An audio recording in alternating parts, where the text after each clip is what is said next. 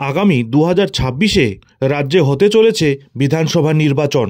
বিধানসভা ভোটকে সামনে রেখে প্রায় এক বছর আগেই বিজেপি ও তৃণমূল কংগ্রেসের রাজনৈতিক তরজা বেড়ে চলেছে। এদিন কেন্দ্রীয় সরকার আর্থিক সংকটে রয়েছে বলে দাবি করলেন মুখ্যমন্ত্রী মমতা বন্দ্যোপাধ্যায়। সেই সূত্রেই তার আরও দাবি, বিজেপির নেতৃত্বাধীন সরকার আর বেশি দিন টিকবে না। বিধানসভা ভোটকে সামনে রেখে প্রায় এক বছর আগেই বিজেপি ও তৃণমূল কংগ্রেসের রাজনৈতিক তরজা বেড়েই চলেছে।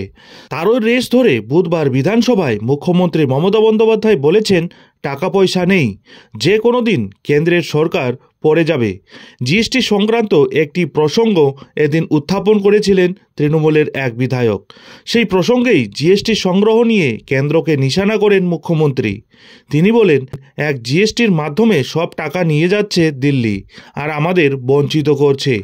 এদিন কেন্দ্রীয় সরকারের সমালোচনা করে মুখ্যমন্ত্রী বাংলাদেশ ও মণিপুরের প্রসঙ্গ টেনেও বলেছেন, বাংলাদেশ নিয়ে অনেক কথা বলেছেন, বিদেশ নীতির বিষয় আমরা কিছু বলি না, তবে বাংলাদেশে অশান্তির সময়ে কতজন হিন্দুকে আমরা আশ্রয় দিয়েছি তার খোঁজ রাখেন? সেখানে যে আইনজীবী লড়াই করছিলেন তিনি এসেছিলেন।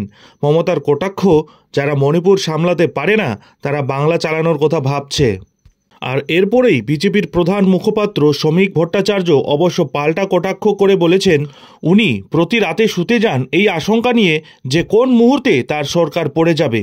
উনি ঘুমের মধ্যে রাজ্যের আর্থিক অবস্থা দুঃস্বপ্নে দেখতে পান, সকালে সেটাই তার অবচেতনে থেকে যায় এবং মুখ নিঃসৃত বাণী হয়ে বেরোয়। তবে যাই হোক, রাজ্যের বিধানসভা নির্বাচনের আগেই রাজ্যের শাসক দল এবং মেন বিরোধী দল বিজেপির মধ্যে সরকারের আর্থিক সংকট রয়েছে বলে সরকার পড়ে যাওয়ার যে দাবি করা হচ্ছে তা আদৌ সত্যি হবে কিনা।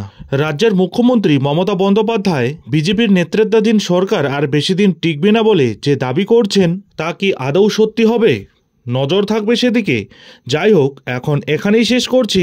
এই ধরনের পরবর্তী গুরুত্বপূর্ণ আপডেটগুলি ঠিক সময় মতো পেতে অবশ্যই চ্যানেলে চোখ রাখুন।